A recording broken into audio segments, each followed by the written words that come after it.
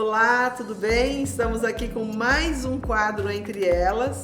Estou com a minha amiga Adri Souto. Olá! E com a Gláucia. Olá!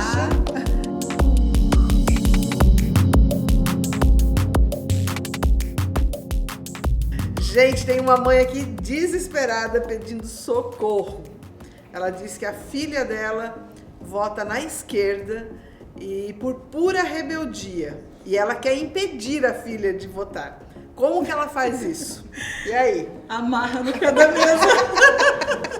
Eu prendia dentro do quarto no dia da eleição. Você não vai. Bom, não sabemos que idade ela tem, mas não tem como impedir, né, gente? Não tem como, né? Não tem como impedir, é respeitar, né?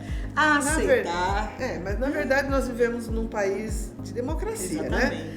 Mas eu acho assim, que os pais têm que colocar bem a sua posição, né? Que nós somos de direita, né? No caso, pelo que eu vi, a mãe é de direita. Então nós temos que colocar bem a nossa posição, mas impedi-la, eu acho que é impossível. Nós, por exemplo, né? Votamos na direita, porque principalmente eu e Josué, nós trabalhamos com família. Não tem lógica, não tem nexo nós votarmos em uma pessoa que é contra a família. Então, a gente tem que ver quais são as pautas, né? Quais são as que o governo defende. Então, nós somos contra o aborto, então não tem como votar na esquerda. Nós somos a favor da família, não tem como votar na esquerda. Então, mas impedir que alguém vote, não tem como. Não. Para mim, e eu vim conversando, esse era um dos assuntos, vim conversando com meu marido para vir para cá. Para mim, algumas pautas são muito importantes. E eu converso intencionalmente, com clareza, e eu gasto tempo para entender melhor e me aprofundar melhor em alguns assuntos que são importantes para mim. E eu falo isso com as crianças, que não tem mais nenhuma criança, né? Com os adolescentes lá de casa, desde que eles eram muito pequenos, né? Então, muitos pais, muitas famílias deixam de educar, literalmente educar os seus filhos de forma intencional, em cima das pautas que para a família que essa mãe está construindo é importante, e depois se queixa dos filhos tomar algumas decisões que na verdade ela não educou, porque eu não gosto de falar de política, porque eu não gosto de falar sobre esse assunto ou sobre aquele outro assunto. Mas para mim esse é um assunto bastante importante, e eu sou de direita, conservadora nos costumes, liberal na economia, e eu ensino os meus filhos esses valores e as razões pelas quais eu defendo essas pautas, né? Então eu acredito que fazendo esse trabalho, essa mãe já estaria mais tranquila, não estaria tão apavorada assim. E ao fazer esse trabalho e ter uma filha que a gente não sabe a idade, ela não colocou, que tomou a atitude de, por pura rebeldia, segundo a mãe, de votar numa esquerda, essa mãe tem que ficar em paz e respeitar a liberdade que essa filha tem, inclusive de fazer escolhas que nos frustram como pais, não só no voto, como outras escolhas que os nossos filhos vão fazer e que a gente vai se frustrar. Mas você vai ter paz no seu espírito, na sua mente, em saber que você fez e que você entregou intencionalmente aqueles modelos e aqueles conceitos e os valores que sustentam a sua vida de pé. Mas impedir uma pessoa de votar é um crime aí, né? A gente vai dar. Essa pessoa é livre, essa pessoa tem idade suficiente para votar e tá fazendo as escolhas dela. Né? Eu acho, Dri, que isso mostra aí também esse clima ruim que muitas famílias têm trazido também, né? Pedido socorro. Olha, eu descobri que minha filha votou e tal, e os meus filhos, tá um clima péssimo aqui em casa, nós discutimos. Eu acho que isso mostra o despreparo que os pais têm em relação à identidade, à maturidade, à maioridade dos filhos. Porque eles vão fazer escolhas, né, ao longo da vida a partir de um determinado momento, e vamos começar pelo voto, né, mas já tem algumas escolhas aí anteriores a essa que você precisa respeitar. O filho não quer, né? E você vai precisar saber lidar com essa contrariedade. A gente cria, a gente educa, a gente ensina, instrui, mas chega uma hora que a gente não tem como tomar decisões por eles, né? Dizer o que fazer, né? E é tão interessante que eu, assim, fui meio que pega de surpresa. Um belo dia, eu costumo dizer isso, né? Bem desprevenida. Eu dormi com os meus filhos crianças e acordei no dia seguinte, adolescente, me questionando, né? Por que eu tenho que fazer isso? Não, mas eu não quero agora. E eu me perguntei aonde é que eu estava, que eu não vi isso passar, né?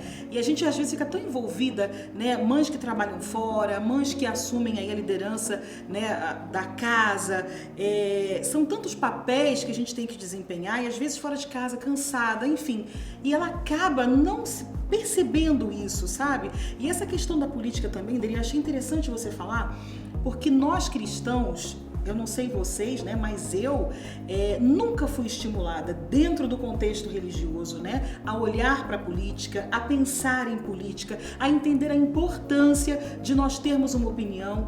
Eu não me envergonho aqui de dizer, eu sei que muitas mulheres vão se identificar aqui com o que eu estou dizendo. Quantas vezes, há anos atrás, eu ia votar sem saber em quem eu ia votar. E eu andava na rua, o primeiro papelzinho que eu achasse era o candidato que eu votava. Sabe? Sem nenhuma consciência política e da importância de entendermos sobre esse assunto e termos escolhas coerentes com aquilo que a gente acredita. E eu penso que isso é uma realidade para a maioria dos cristãos, né? Uma total alienação mesmo sobre esse assunto.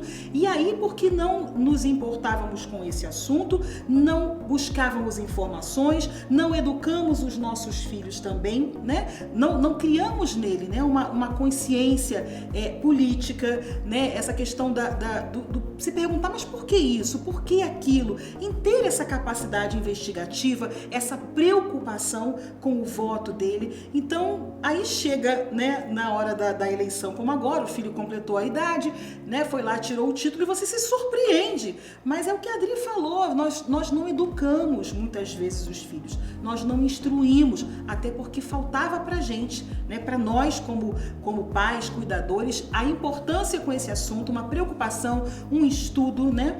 E eu recebi um pedido de socorro lá no meu direct no Instagram, né? Uma mãe dizendo o que eu faço, né? Os meus filhos defendem, né, a esquerda com muita veemência e a gente descobriu que eles votaram, somos todos cristãos aqui em casa, eu não aceito, foi uma grande decepção. E eu percebi ali, sabe, a dor no coração dela. E eu disse pra ela o seguinte, né? Não tem o que fazer, não dá pra amarrar no pé da mesa, né? Você precisa aceitar, tem uma opinião, é um indivíduo, não pensa igual a você, aceite e estude sobre o assunto, né? Pegue o plano de governo de um, pegue o plano de governo do outro, pegue as histórias passadas e proponha conversas saudáveis, né? Não uma imposição, você tem que votar no meu candidato, mas discuta ideias, né? E instigue, né, o seu filho, a sua filha, o porquê que você defende. Mas você sabe disso, só que isso requer um trabalho, né? Um trabalho de sentar, ler jornal, pesquisar informações para vir e propor um diálogo saudável. Eu acho que é a forma que você, mãe, que está aí vivendo essa dor, tem de tentar reverter. Impedir você não tem como, mas educar dá tempo ainda, gerar uma consciência dá tempo ainda, né? E sempre de uma forma saudável, sem que isso se torne um problema dentro da família. Eu acho que é legal a gente lembrar duas coisas. Primeiro, que toda idolatria desagrada ao coração do Senhor, né? Então, a gente idolatrar um candidato ou outro vai te trazer distanciamento do Senhor. Então, cuidado para, ao estudar as propostas políticas, não cair numa idolatria achando que um candidato vai trazer a solução quase que da salvação da sua alma e que é alguém perfeito, porque não é isso. Não é isso. As escolhas políticas, elas devem ser, e eu acredito que esse é o pensamento cristão coerente, as escolhas políticas, elas devem ser embasadas nos valores cristãos. Então, existe uma hierarquia de valor cristão, que não foi eu que falei, não foi a pastora que falou, está na Bíblia. E essa hierarquia de valores deve ser respeitada e mantida para a coerência da sua fé cristã. Se você não é cristã, tudo bem, você está sendo coerente com o que você acredita. O grande problema é uma vida incoerente, né?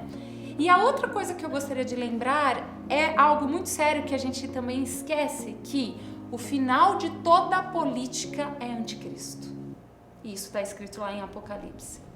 Então, o final de toda a política, ela é anticristo, ela é anti-o Cristo.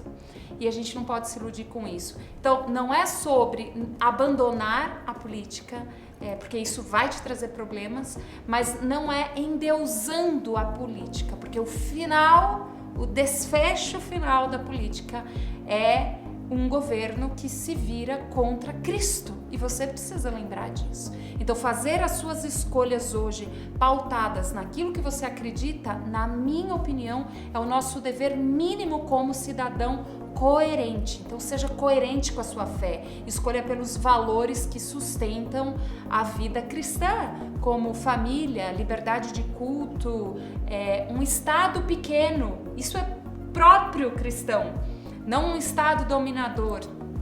E isso é ter uma vida coerente, sem endeusar ninguém, lembrando que o final de toda a política ela é anticristo. E eu gostaria assim de deixar bem claro que eu, Rose e o pastor Josué, nós somos de direita e votamos no Jair Messias Bolsonaro. Foi muito legal esse nosso bate-papo, eu acredito que ficou bem claro, né, o que nós pensamos, o que nós achamos, e eu gostaria que vocês curtissem, compartilhassem, mandassem para frente, para mais amigas, para quem você acha que precisa ouvir essa palavra. E não se esqueça, sábado ao meio-dia, mais um vídeo. Teremos um vídeo novo no canal.